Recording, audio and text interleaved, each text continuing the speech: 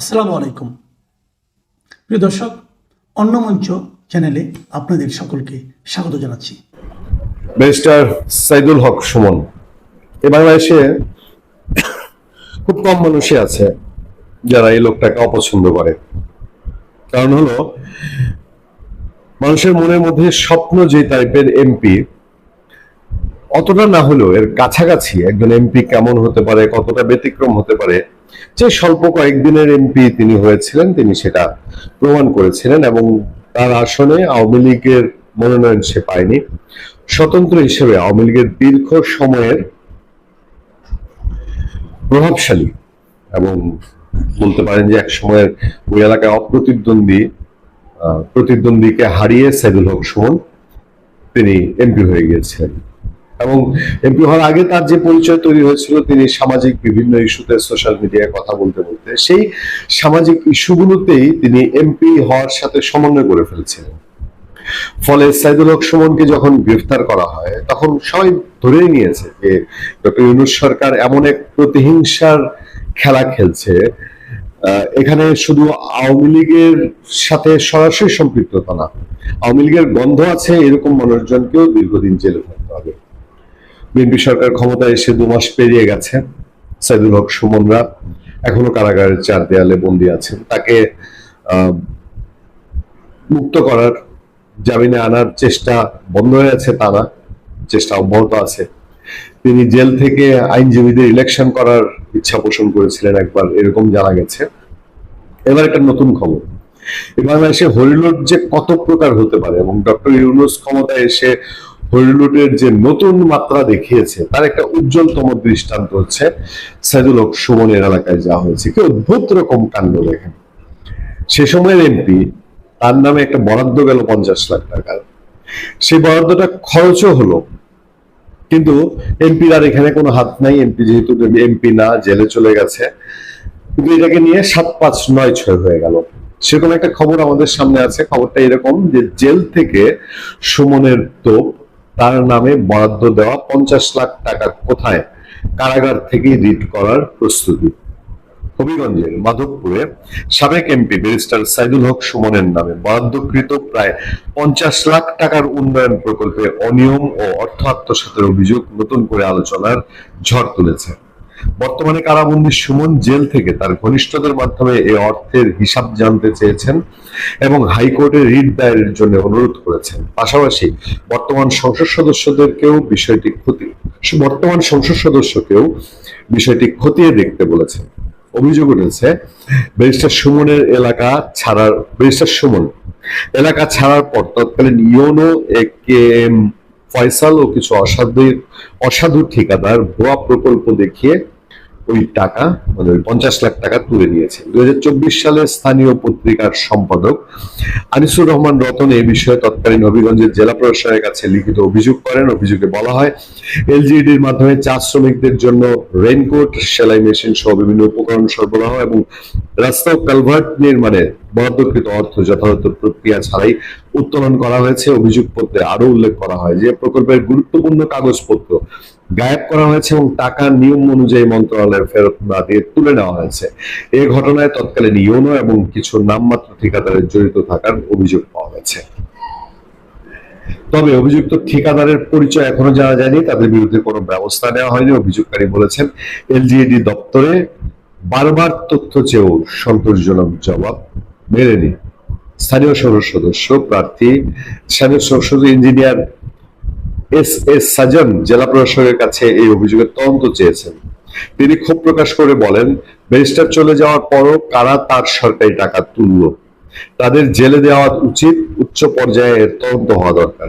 অভিযোগ প্রসঙ্গে হবিগঞ্জ জেলা প্রশাসক জিএম শরফরাত জানান, এখানে ব্যারিস্টার সুমন বড় বিষয় নয়, সরকারি অর্থ আত্মসাতের কোনো সুযোগ নেই। যেহেতু এটি পুরনো ঘটনা, তবুও অভিযোগটি গুরুত্ব সহকারে দেখা হবে এবং তদন্ত করে প্রয়োজনীয় ব্যবস্থা নেওয়া হবে। বুঝে বললাম, আমাদের দেশটা একটা অভ্যুদূরে দেশ, আর এই দেশে সরকারি টাকা লোপাট হয়ে গেলে পরে ধরেই নেওয়া হয় যে সরকারি মাল দরিয়ামে ঢাল, ওই দরিয়া থেকে আর সরকারি অর্থ উঠে আসে না। 50 লক্ষ টাকা, 1 না 2 না 50 লক্ষ টাকা, তাও আবার সমাজে পিছিয়ে থাকা হতভাগ্য চা শ্রমিকদের তাদের উন্নয়নের জন্য কয়েকটা সেলাই মেশিন, কয়েকটা রেনকোট দেওয়া হবে, সেই টাকা তুলে নেওয়া হলো। বেশ সুমনের ক্ষেত্রে সবার কাছেই বিষয়টা একটু অন্যরকম খটকার। আমি শুরুতেই বললাম যে সুমন পুরো বাংলাদেশের মানুষের এমপি সম্পর্কে যে ধারণা, এমপি ইমেজটাই চেঞ্জ করে দিয়েছিল। সে তার এলাকায় যেভাবে কাজ করছিল, যেভাবে বরাদ্দ নিচ্ছিল, যেভাবে মানুষের দ্বারে দ্বারে যাচ্ছিল, এইটার সাথে কোনো অবস্থাতেই তার যে পরিণতি পরে ইউনূস সরকার তার যে পরিণতি দাঁড় করিয়েছে, এটা যেন কোথাও মানানসই হয় না। সেই গতানুগতিক হত্যা মামলায় অভিযুক্ত আসামি এইসব করে 1 বছর 1.5 বছর, হ্যাঁ রাজনৈতিক মানুষের জন্য হয়তো কারাবরণটা তেমন কোনো বিষয় না, কিন্তু ব্যারিস্টার সুমনের মতন একজন লোক যদি ট্রেডিশনাল আওয়ামী লীগের যারা অপরাধী, যাদের সম্পর্কে পাবলিক পারসেপশন আছে, যারা দুর্নীতি পরায়ণ, এরা রাজনীতিতে খুন খারাপি করে, এরা অপরাজনীতি করে, তাদের সাথে এই লোকটার মিলে না। ফলে এরকম একটা মানুষ যদি জেলে থাকে, তাহলে ভবিষ্যতে সৎ সমাজমুখী গণমুখী মানুষ যখন এমপি হতে যাবে, সেও চিন্তা করবে, আরে মানুষের জন্য খেয়ে না খেয়ে করবো, তারপরে তো কোন একটু এদিক সেদিক হলেই বাকি জীবনটা জেলখানায় পচে মরতে হবে। আন্তর্জাতিক বিভিন্ন প্রতিষ্ঠান থেকে শুনছেন এবং নিজেদের প্রাত্যহিক জীবনে অনুভবও করছেন যে বাংলাদেশের অর্থনীতি আর ঘুরে দাঁড়াচ্ছে না। ঘরে ঘরে বিদ্যুৎ নেই, ফ্যাক্টরিতে বিদ্যুৎ নেই, সংসদ ভবনে গিয়েও সেটার ঢেউ লাগছে। গ্যাস নেই, রাস্তায় পর্যাপ্ত পরিমাণে গাড়ি চালানো যাচ্ছে না, পাম্পে পাম্পে তেল নেই। এই যে হাহাকার, শুধু কি এই হাহাকার? সরকার রাজস্ব আয় যা করে সেখান থেকে ব্যয় করে সরকারি কর্মকর্তা কর্মচারীদের বেতন দেয়, এমপি মন্ত্রীদের বেতন দেয়, রাষ্ট্রীয় উন্নয়ন কর্মকাণ্ড পরিচালনা করে এবং রাষ্ট্রকে সুষ্ঠুভাবে মেনটেন করে। আমরা শুনছি যে লক্ষ্যমাত্রা যেটা একটা দেশের রাজস্ব আয়ের, তার 1/3 মাত্র অর্জিত হচ্ছে, অর্ধেক অর্জিত হচ্ছে। তাহলে আমরা যে গত 10 বছর টানা 6 থেকে 7-এর মধ্যে আমাদের অর্থনীতির যে প্রবৃদ্ধিটা ছিল, এই প্রবৃদ্ধিটা ডক্টর ইউনূসের আমলে এসে 3.5 হয়ে গেছে, অর্থাৎ 3.5, অর্ধেক নেমে গেছে।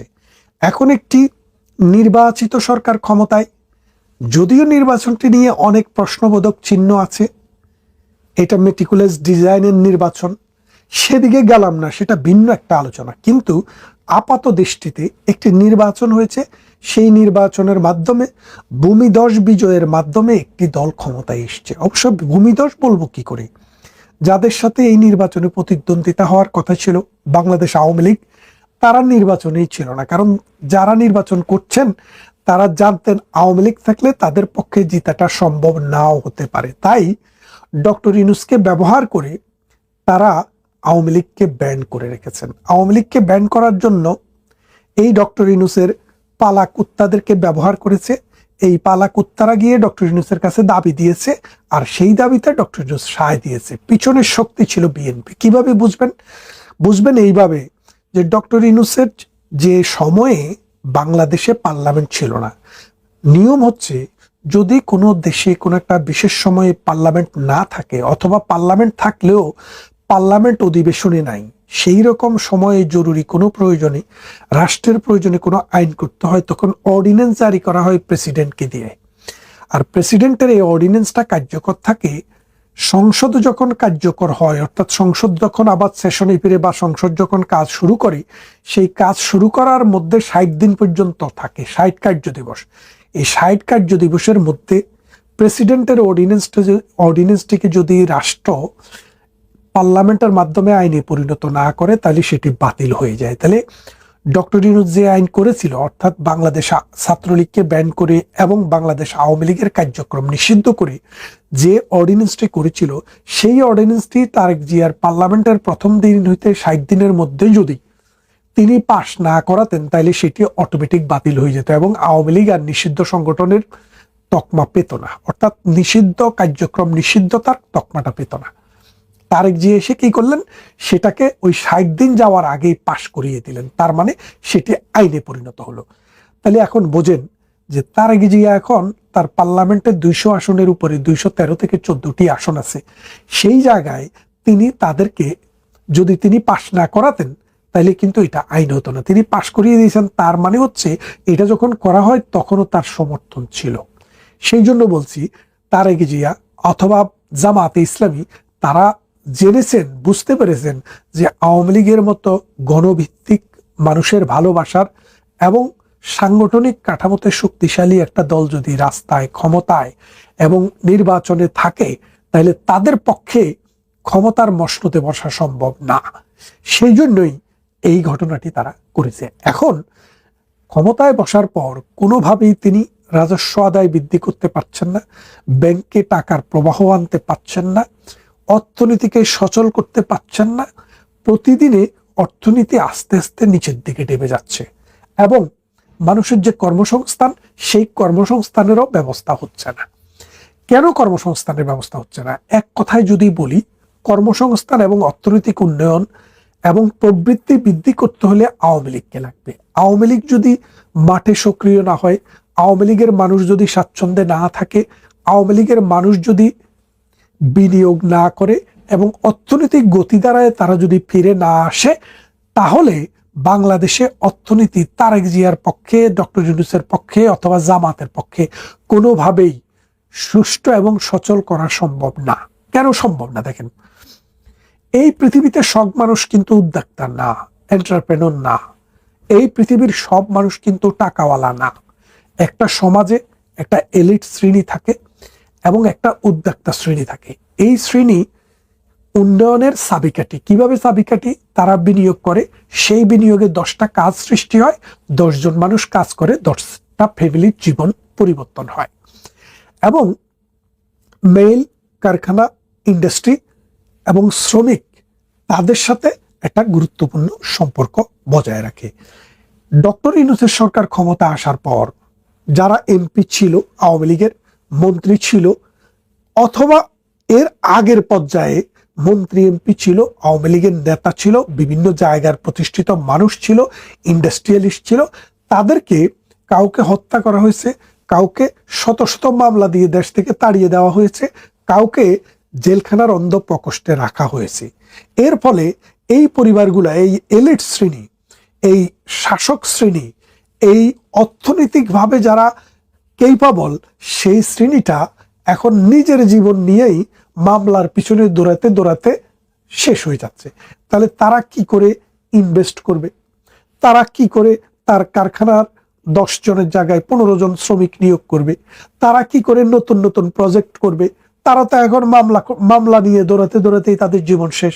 তাহলে বোঝেন, বাংলাদেশের যে 18 কোটি মানুষ, এই 18 কোটি মানুষের মধ্যে যারা রাষ্ট্র পরিচালনা করে, যারা রাষ্ট্রে বিনিয়োগ করে, যারা কর্মসংস্থান সৃষ্টি করে, যারা সেলফ এমপ্লয়েড হিসেবে মানি রোলিং করে, যারা ব্যাংক, বিমা, বাণিজ্য এগুলাকে নিয়ন্ত্রণ করে, কর্পোরেশনগুলোকে যারা ওন করে, মালিকানা যারা হোল্ড করে, তাদের পরিমাণ, তাদের সংখ্যা কিন্তু আপনাকে দেখতে হবে লাখে, কোটিতে না, মিলিয়নেও না। তাহলে কয়েক লক্ষ মানুষ মাত্র এই শ্রেণীভুক্ত। এখন এই শ্রেণীর মানুষরা যখন নিজের জীবন নিয়েই পলাতক অবস্থায় দিনাতিপাত করছে, তাদের পক্ষে কোনোভাবেই অর্থনীতিকে চাঙ্গা করার জন্য, অর্থনীতিকে আরো উন্নত করার জন্য, নিজের জীবনকে আরো সমৃদ্ধ করার জন্য, নিজের সম্পদ বৃদ্ধি করার জন্য কোনো ধরনের কর্মকাণ্ডে তারা আর নেই।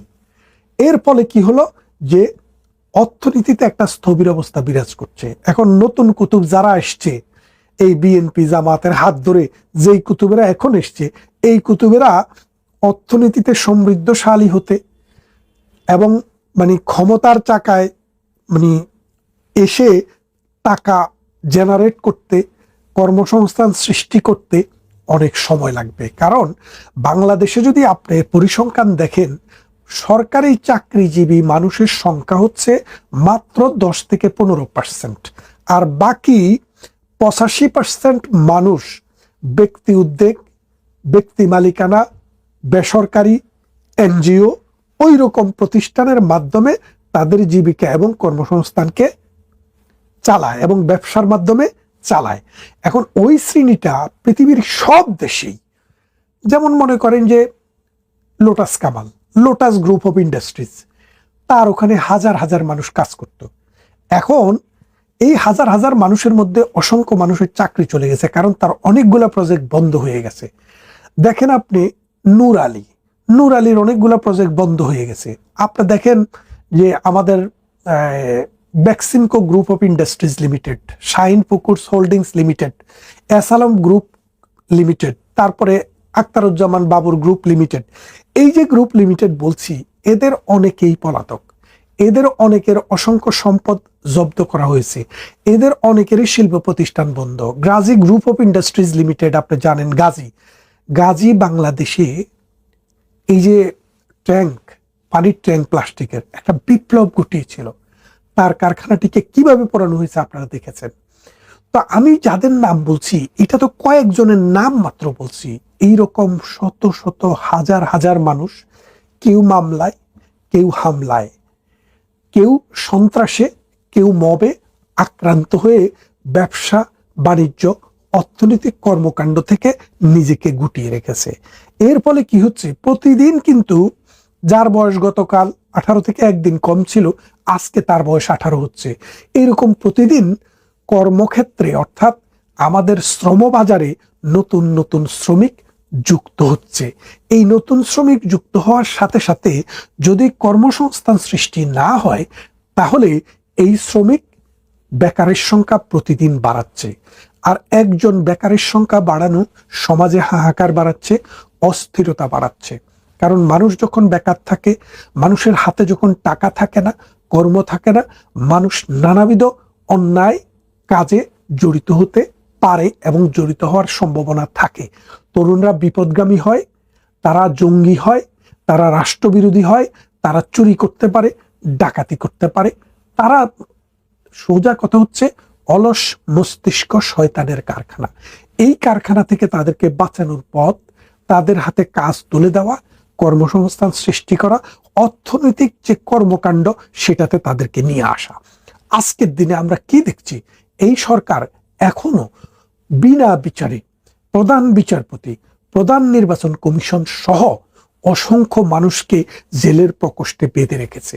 প্রধান বিচারপতির বিরুদ্ধে খুনের মামলা, যিনি হাঁটতেও পারেন না, লালবাগে গিয়ে তিনি খুন করে এসছেন, তার বিরুদ্ধে মামলা।